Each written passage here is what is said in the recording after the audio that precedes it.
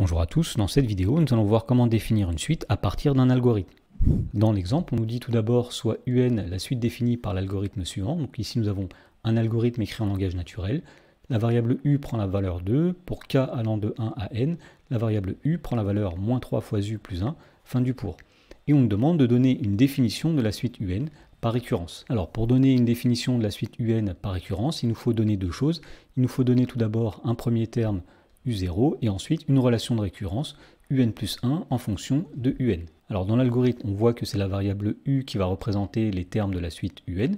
Au départ, on voit que la variable U prend la valeur 2, donc nous dirons que le premier terme de cette suite, c'est U0 égale 2. Ensuite, on va effectuer n tours de boucle où la variable U va changer successivement de valeur. La nouvelle valeur de U, ce sera l'ancienne valeur de U fois moins 3 plus 1. Autrement dit ici, on peut dire que UN plus 1, c'est moins 3 fois UN plus 1. Dans la question numéro 2, on nous dit soit Vn et Wn les suites définies par les programmes Python suivants. Donc ici, nous avons deux fonctions écrites en langage Python puisqu'on reconnaît le mot-clé def.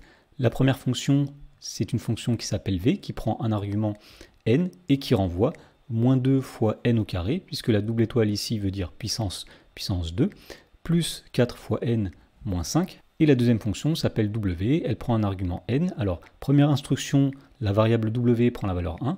Ensuite, for k in range 0n, ce qui veut dire pour k allant de 0 à n-1, puisque en Python, la dernière valeur qui est ici n'est jamais prise. Et donc pour k allant de 0 à n-1, eh bien on va effectuer l'instruction suivante, c'est-à-dire que la variable W va prendre la valeur 3 fois W moins 4, et une fois que ces différents tours de boucle sont terminés, la fonction va renvoyer la valeur de la variable W. Alors on demande de donner une définition des suites Vn et Wn. Donc tout d'abord, on va remarquer que la suite Vn qui est définie par le programme qui est ici, eh bien c'est une suite qui est définie de manière explicite, c'est-à-dire que nous avons une formule qui permet de calculer Vn directement à partir de n.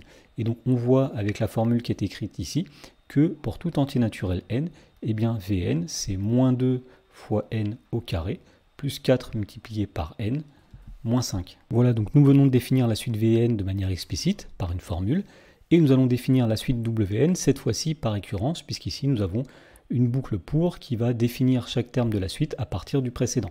Alors pour définir la suite Vn par récurrence, il va falloir donner son premier terme qu'on va appeler W0. Et on voit que puisque la première instruction ici est W égale 1, eh bien le premier terme de la suite Wn, ce sera W0 égale 1. Ensuite, il va falloir donner une relation de récurrence qui exprime Wn plus 1 à partir de Wn. Et cette relation eh bien, va être lue grâce à l'instruction qui est ici, puisqu'on voit que la nouvelle valeur de W, ce sera 3 fois l'ancienne valeur de W, moins 4. Autrement dit, pour calculer le terme Wn plus 1, le terme d'après, on va faire 3 fois le terme précédent, c'est-à-dire 3 fois Wn, moins 4. Et donc finalement, on peut dire que la suite Wn est définie par son premier terme W0 égale 1, et par la relation de récurrence, Wn plus 1 est égal à 3Wn, moins 4.